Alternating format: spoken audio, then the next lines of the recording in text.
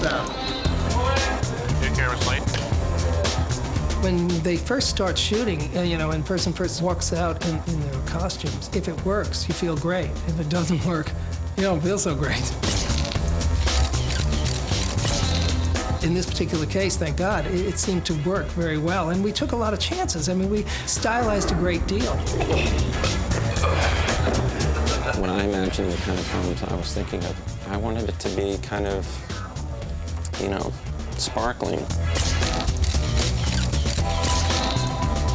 I really tried to avoid any kind of direct aesthetic associations with the original Ocean's 11. Those guys were the epitome of cool, and none of us wanted to compare ourselves to them. You can't beat that, so we took a completely different tact.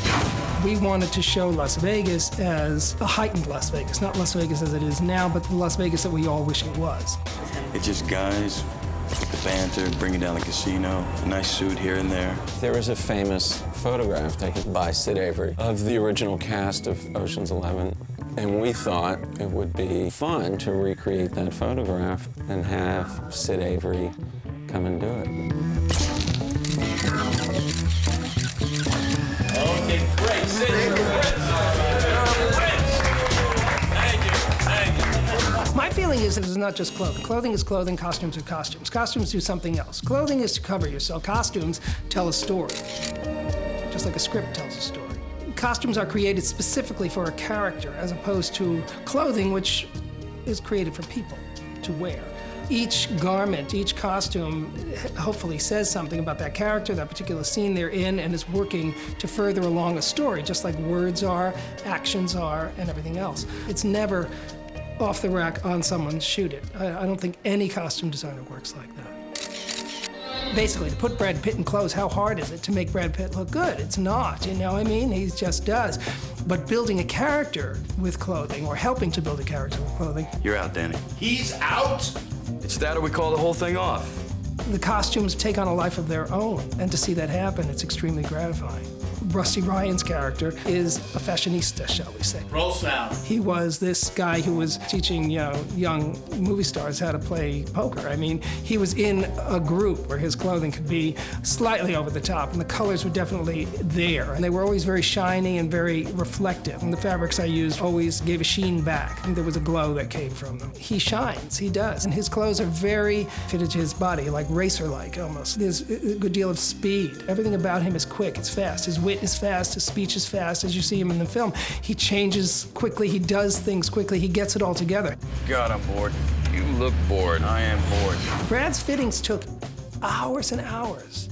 Not because it was difficult, but because he was so interested in every nuance of the clothing and how it made him feel as a character and what I could do, and I was interested in what he had to say. And so those fittings were great because we learned so much about each one of our crafts. He knew better where he was going to go, and I knew how better to do my job. I think as far as clothing helping the performance, I think it helps a great deal. I had sent Carl Reiner his sketches because it gave him an idea where I was going before I did the fitting, and he called me and he said, well, you've given me the character. I know exactly where I'm going. He just looked at the drawings and he knew, where he wanted to go. A guy wears Hawaiian shirts and stained hats and eats Rolaids. They dress him up in the most elegant clothes he's ever. This is one set of, look at these with the fob and with glasses. And the same thing with Elliot Gould and so many of the guys. Trick or treat. Or did you guys get a group rate or something? Danny Ocean's character is a very classic character. He is the glue that holds it all together, and I kept him in a very solid kind of style, and the colors were also very much that way. They were darks and lights, sometimes whites, but usually pale grays to certain colors also. There's some jokes that come up because of costume design. For instance, I don't think in the script George walks out of prison the first time wearing a tuxedo, which he does now.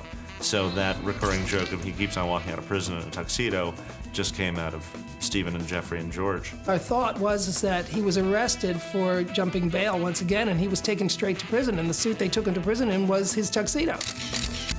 And then we end it the same way, because you see him be taken from the Bellagio straight in the police car, he's taken back to jail.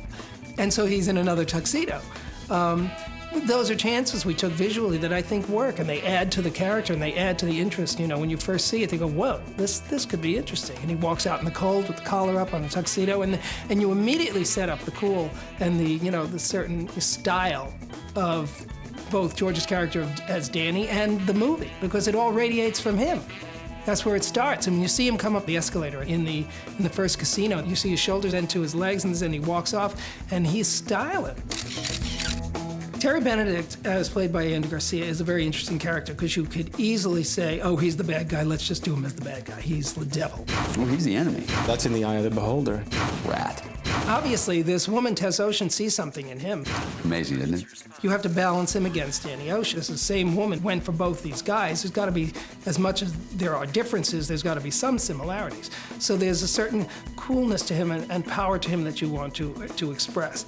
We decided that there was a certain Eastern quality to him, that he had to have a center, that it had to come from someplace, this cool. I had thought that a certain Zen quality or an Asian feel to some of his things would take the edge off of, quote unquote, the evil. And so I incorporated it into the clothing. And also in the demolition, you see the model that they're standing in front of the new hotel that he's going to erect is a very Asian looking hotel.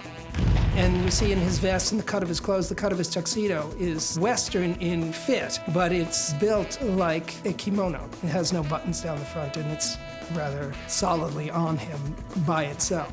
So there's a real kind of like Zen cool with that character. Pick him up.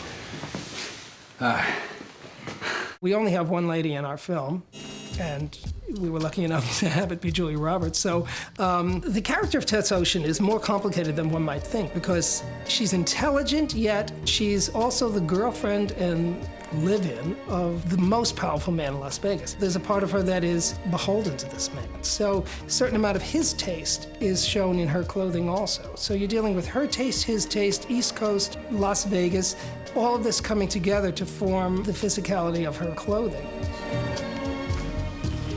It's been fun. It's kind of like a glamorous part, which I'm not really used to, being so dressed up all the time, and the jewelry and the gowns and the shoes and the whole 9 yards. Jeffrey made everything, so that's been kind of like, it's my own personal Barbie playhouse. Matt Damon's character is inexperienced, young, eager, anxious, brash, all those things incorporated into a set of costumes. So I dressed him as a college student. Design for costumes has a great deal to do with the actor. So of course the actor has something to say about what they're wearing because they're creating the character. You don't want the clothes to wear them, you want them to wear the clothes as the character. So of course all actors have input as to what they feel about and how comfortable they are as the character in the clothing. And of course, as you draw, you think of that person and kind of style the character physically around the physical attributes of the actual person. But the character is the character. The character will always remain the character, and these actors were playing characters and happy to play them. And so in other words, I don't think they had a great desire to wear clothing that they necessarily liked. I think they wanted to play the character. I hope you were the groom. Ted Nugent called. He wants his shirt back. Those lines actually grew out of the moment and out of the clothes, strangely enough. They just came up with it. I mean, that's those guys. I mean, they're quick. I mean, they're funny and they're quick.